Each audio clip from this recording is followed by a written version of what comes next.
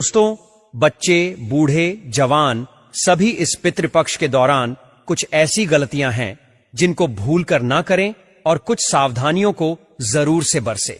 दोस्तों, मान्यता है कि मृत्यु के देवता यमराज श्राद्ध पक्ष में पितरों को मुक्त कर देते हैं ताकि वे अपने परिजनों से मिलकर के तर्पण ग्रहण कर सके। पितृ जो होते हैं वह आपके जीवन में कल्याण करने वाले होते हैं। पितृ नाराज होने से घर में बहुत ही ज्यादा भयंकर से भयंकर परेशानियों का सामना आपको करना पड़ता है।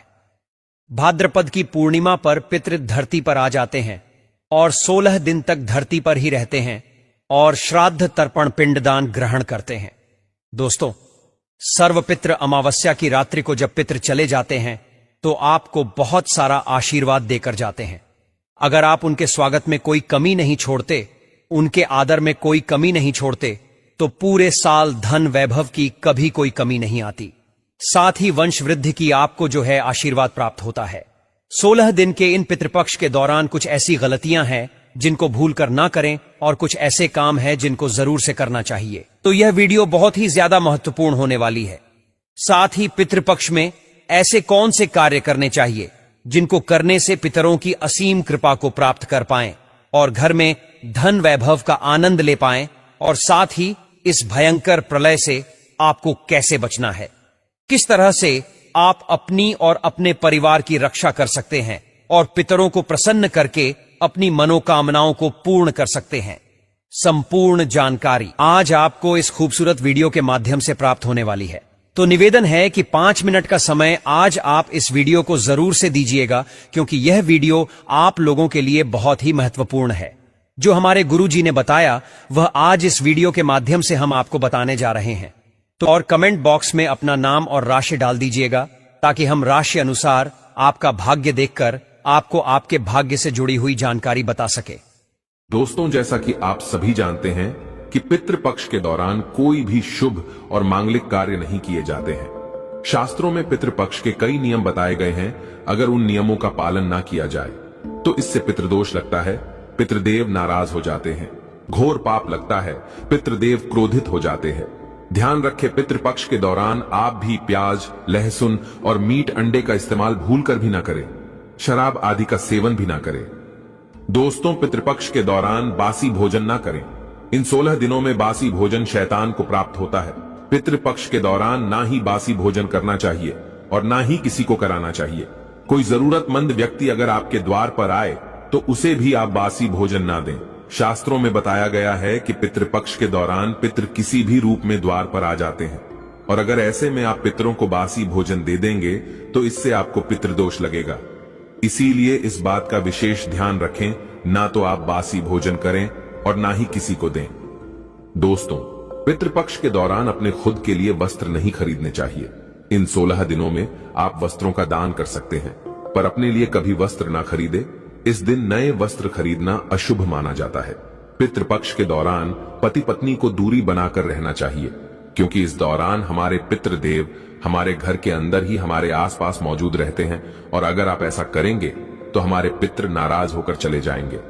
पितृपक्ष के दौरान घर में रोना नहीं चाहिए, इससे भी पितृदोष लगता है। इन 16 दिनों के अंदर खुशी खुशी पितरों का स्वागत करना चाहिए, उनका आशीर्वाद प्राप्त करना चाहिए। दोस्तों, पितृपक्ष में पितरों का भोजन बनाते समय भोजन में चावल, दाल या रोटी ना बनाएं। पितरों के लिए सदैव पक्का भोजन जैसे कि पूरी, कचौड़ी, पराठे इत्यादि आदि बनाए जाते हैं। हलवा पूरी बनाए जाते हैं, खीर आदि बनाई जाती है। पितरों को खीर बहुत पसंद आती है। खीर खाकर हमारे पितृ हमें ढेरों आशीर्वाद देते हैं। पितृपक्ष के दौरान आप स्वयं दाल, चावल, रोटी आदि खा सकते हैं, पर पितरों को ये चीजें ना दें।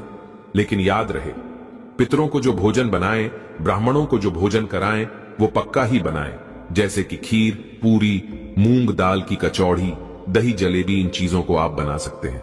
लेकिन याद रहे, पितृपक्ष के दौरान घर में मसूर की दाल नहीं खानी चाहिए। शास्त्रों में इसे वर्जित बताया गया है। दोस्तों, मसूर की दाल के अलावा पितृपक्ष के दौरान काले नमक, काले जीरे का सेवन भी नहीं करना चाहिए, और ना ही ब्राह्मण भोजन में इन चीजों को शामिल करना चाहिए। पितृपक्ष के दौरान मूली, लौकी, खीरा और सरसों का साग न तो खाया जाता है और ना ही खिलाया जाता है। श्राद्ध पक्ष में इन चीजों को खाना और खिलाना दोनों ही वर्जित होता है। श्राद्ध पक्ष के दौरान पितरों के भोजन में नींबू नहीं डाला जाता। आप स्वयं नींबू का सेवन कर सकते हैं, लेकिन पितरों के भोजन में, ब्राह्मण भोजन में नींबू न डालें। पितृपक्ष के दौरान कई तांत्रिक क्रियाएं भी की जाती है, इसीलिए इस दौरान दूध, दही या फिर सफेद खाद्य पदार्थ जैसे कि सफेद रंग की मिठाइयां, बर्फी इत्यादि का सेवन नहीं करना चाहिए। लेकिन हां, ये चीजें आप अपने घर में ही बनाकर खा सकते हैं। दोस्तों, पितृपक्ष के दौरान गाय के दूध का सेवन करने से बचना चाहिए, खास तौर पर वो गाय जिसने हाल ही में बच्चे को जन्म दिया हो। ऐसी गाय के दूध का सेवन भूलकर भी ना करें। पितृपक्ष के दौरान खीर अवश्य ही बनाई जाती है और खीर का पितरों को, ब्राह्मणों को भोग लगाया जाता है। इसीलिए आप पितृपक्ष के दौरान दूध से ही खीर बनाकर उसका भोग लगाकर प्रसाद के रूप में उसे ग्रहण कर सकते हैं। लेकिन खाली दूध का सेवन ना करें, यानी सीधे दूध का सेवन ना करें। पितृपक्ष के दौरान कढ़ी बनाना और खाना भी वर्जित होता है। इस बात का विशेष ध्यान रखें। पितृपक्ष के दौरान कुल्थे की दाल का भी सेवन ना करें। इन 16 दिनों में पितृपक्ष के दिन कितना भी जरूरी क्यों ना हो जाए, कोई आपसे इन चीजों को उधार मांगे तो पितृपक्ष के दौरान भूलकर भी ये 4 चीजें कभी किसी को ना दें, अन्यथा आपके परिवार में कंगाली देखने को मिल सकती है।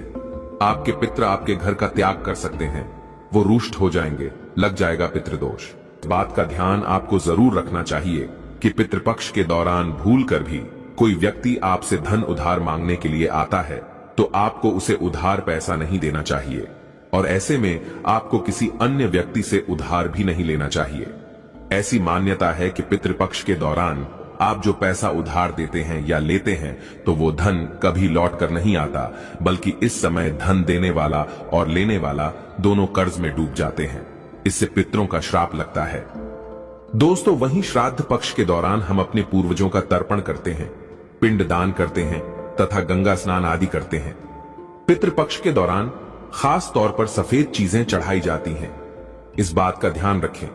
पितृपक्ष के दिन हमारे पूर्वजों को चढ़ाने के अलावा कोई व्यक्ति एकदम सुबह सुबह के समय आपसे दूध, दही, छाछ या फिर संध्या काल के समय में उधार मांगने के लिए या फिर ऐसे ही मांगने के लिए आ जाता है तो आपको भूलकर भी किसी अन्य व्यक्ति को नहीं देना चाहिए। अगर आप अपने पूर्वजों को चढ़ाने के अलावा कोई ऐसा काम करते हैं तो मान लीजिए आपके पूर्वज नाराज हो जाएंगे और साक्षात आपको अपने पितरों का क्रोध का सामना करना पड़ेगा। इसीलिए पितृपक्ष के दौरान कोई भी लेन देन ना करें। दोस्तों, पितृपक्ष में चावल के साथ काले तिल मिलाकर के दान करने से पितृदोष हमेशा के लिए समाप्त हो जाता है। हमारे पूर्वज प्रसन्न हो जाते हैं। गाय को रोटी में गुड़ मिलाकर और थोड़े से काले तिल मिलाकर खिलाने से पितृदोष हमेशा के लिए समाप्त हो जाता है। तांबे के लोटे में जल में थोड़ा सा गंगा जल मिलाकर और थोड़े से तिल मिलाकर पीपल की जड़ में चढ़ाने से हमेशा के लिए पितृदोष समाप्त हो जाता है।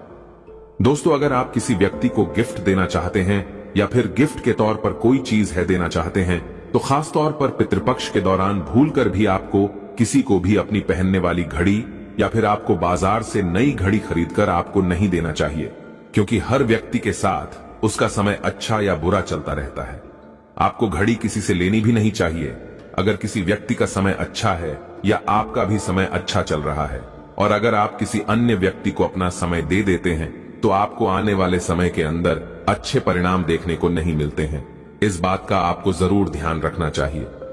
दोस्तों, इसी तरह पितृपक्ष में कुछ चीजें ऐसी होती हैं जो आपके घर की सुख समृद्धि से जुड़ी होती हैं, तो ऐसे में वो चीजें आपको किसी को भी उधार नहीं देना चाहिए, वो भी संध्या काल होने के बाद।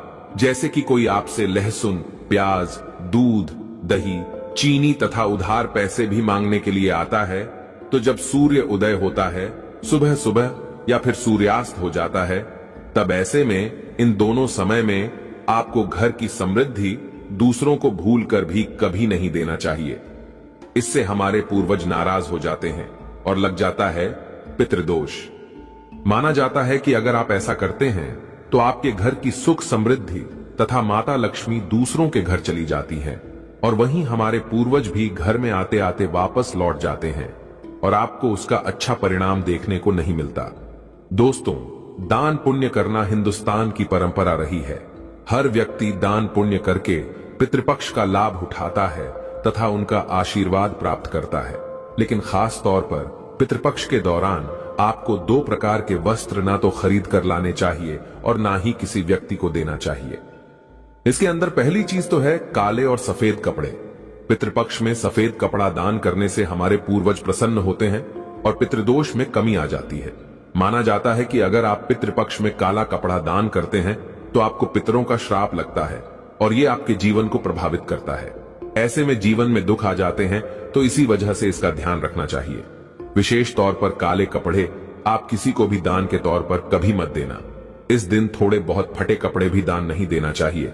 ऐसी मान्यता है कि अगर आप ऐसा करते हैं तो सामने वाले व्यक्ति के जीवन में कंगाली आ जाती है और देने वाले व्यक्ति के जीवन में राहु दोष लग जाता है और साथ ही साथ हमारे पितृ हमसे क्रोधित होने लगते हैं। तो इस बात का आपको जरूर ध्यान रखना चाहिए। पितृपक्ष के दौरान अपने लिए नहीं, दूसरों को देने के लिए वस्त्र खरीदने चाहिए और दान करने चाहिए, लेकिन काला कपड़ा दान ना करें। सफेद कपड़ा दान करना बहुत ही शुभ और मंगलकारी माना जाता है।